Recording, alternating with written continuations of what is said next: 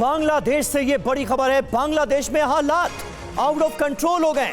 पूरे देश में कर्फ्यू, सड़क पर टैंक लेकर उतरना पड़ा है सेना को। आप अंदाजा लगा सकते हैं हालात किस कदर मुश्किल हो गए। ये देखिए तस्वीरें जो बांग्लादेश से सामने आ रही हैं वो चिंताजनक है। गृह युद्ध जैसे हालात हैं। सरकार को 3 दिन की छुट्टी घोषित करनी पड़ी है। पीएम शेख हसीना ने प्रदर्शनकारियों पर सख्ती का आदेश दिया है। 24 घंटे में 100 से ज्यादा लोग बांग्लादेश में मारे गए हैं। तस्वीरें आपके सामने हैं। दुकानों में आगजनी की जा रही है, जगह जगह दंगे हो रहे हैं। गृह युद्ध जैसे हालात हैं और आरक्षण विरोधी और समर्थक आमने सामने।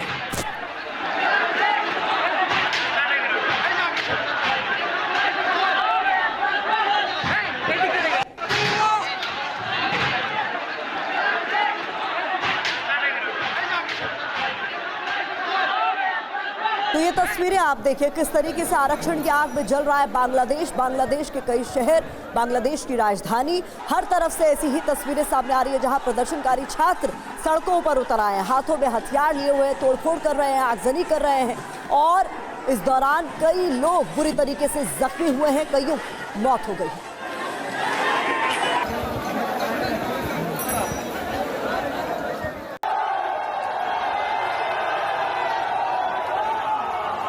ये तस्वीरें आप देख रहे हैं। कई प्रदर्शनकारियों के हाथों में हथियार नजर आ रहे हैं, डंडे नजर आ रहे हैं। कोमिला शहर की ये तस्वीरें हैं बांग्लादेश की। न सिर्फ राजधानी ढाका बल्कि बांग्लादेश के कई शहर इस वक्त जबरदस्त दंगों की जद में हैं। गृह युद्ध जैसे हालात बांग्लादेश के कई शहरों में नजर आ रहे हैं।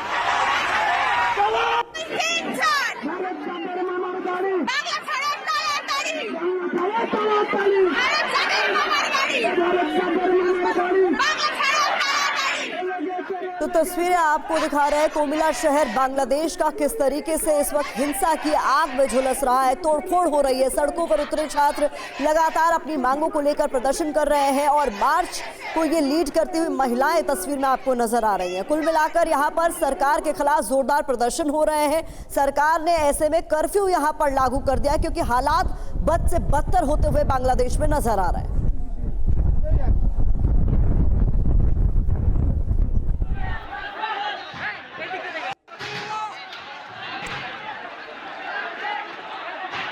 तो ये 2 तस्वीरें इस वक्त आपके सामने हैं। बांग्लादेश के अलग अलग शहरों में आरक्षण विरोधी आग किस तरह से भड़कती नजर आ रही है। ये 2 तस्वीरें आप देखिए किस तरह से एक रिक्शा रैली निकाली जा रही है, दूसरी तरफ जो प्रदर्शनकारी हैं वो सड़कों पर नजर आ रहे हैं। बांग्लादेश की राजधानी ढाका में कई दुकानों में आगजनी भी की गई है। 100 से ज्यादा लोगों की अब तक जान जा चुकी है बांग्लादेश के अंदर और ये आग और भी ज्यादा भड़कती नजर आ रही है।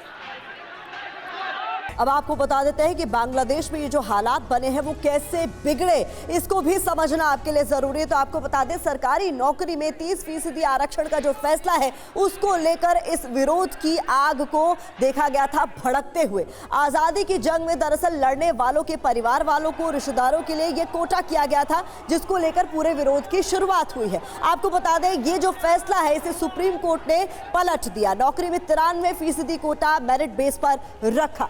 जी हाँ, और यही सबसे बड़ी वजह है। विरोध से सरकार भी बैकफुट पर नजर आ रही है। सरकार ने सुप्रीम कोर्ट के आदेश को माना और यही शेख हसीना की सरकार के प्रति नाराजगी की प्रदर्शनकारियों की बड़ी वजह है। शूट एट साइट के ऑर्डर दिए गए हैं। सुरक्षा बलों की बर्बरता से भी प्रदर्शनकारी बहुत ज्यादा नाराज हैं। लेकिन जो तस्वीरें आप देख रहे हैं उसमें हालात ही ऐसे हैं कि बल प्रयोग प्रदर्शनकारियों पर करना पड़ रहा है।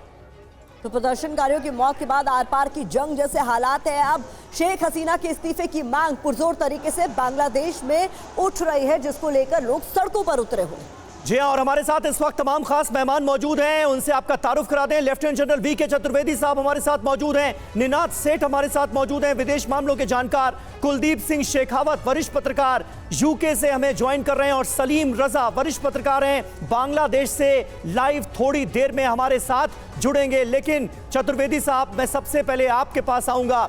आपने तो योगदान दिया था 1971 की जंग में भी और 1971 में स्वतंत्रता संग्राम सेनानियों के परिवार वाले जो आज मौजूद हैं यानी जिनकी पुश्तों ने इस जंग में अपना योगदान दिया, उनके परिवार वालों को जो 30% रिजर्वेशन की मियाद रखी गई थी, उसी को लेकर यह सारा बवाल बांग्लादेश में मचा हुआ है। इसका अंत कैसे होगा, यह अपने आप में एक बड़ा सवाल है। लगातार डे 1 से जब से प्रदर्शन शुरू हुआ है, यह बढ़ता ही जा रहा है। समीर, आपने बहुत अच्छी तरह से बताया है कि 71 में और आज क्या फ़र्क है। बांग्लादेश एक मेरा जो है उसमें संस्कृत उसके बहुत मजबूत है, संगीत मजबूत है, ज्ञान का एक वहाँ पे स्रोत है। ये सब चीज़ें उनकी एक खसूसियत हैं, विशेषताएं हैं जी। और शांतप्रिय लोग थे। ये जो आज युवा हैं, बेसिकली मैं समझता हूँ ये सब एम्प्लॉयमेंट रिलेटेड इश्यूज़ हैं। पॉपुलेशन बहुत ज़्यादा है और वैकेंसीज़ कम हैं। लोगों को उस वैकेंसीज़ के लिए सब चाहते हैं कि मेरा नंबर आ जाए और इसलिए ये सब हो रहा है। मैं समझता हूँ कि आज अगर देखा जाए तो जो शेख हसीना का पिछले 15 साल का 15 से ज़्यादा साल का जो कार्यकाल रहा है, बहुत ही शांतिप्रिय रहा। बांग्लादेश में प्रगति हुई है, हर क्षेत्र में आर्थिक स्थिति उनकी बहुत अच्छी हुई है और स्पोर्ट्स में भी वो अच्छा कर रहे हैं। लेकिन आज जो ये है, इसमें कुछ ऑफ कोर्स लोग हर एक अवसर का फ़ायदा उठाते हैं। आज लोगों ने देखी भावनाएं उभर रही हैं, तो कोई लोग उसमें और भी घी डालने का काम कर रहे हैं। लेकिन मुझे पूरा विश्वास है कि शेख हसीना जो वहाँ की प्रधानमंत्री हैं, वो पूरे कंट्रोल में हैं। आर्मी, नेवी, एयरफोर्स पूरी तरह से उनके साथ है और धीरे धीरे समझा बुझा के ही ये काम होगा, बातचीत के जरिए ही होगा। इन बच्चों ने प्रधानमंत्री से बात करनी पड़ेगी, क्योंकि तभी हल निकलेगा। हिंसा से, एक दूसरे को मारने से कभी कोई किसी भी समस्या का हल नहीं हुआ है।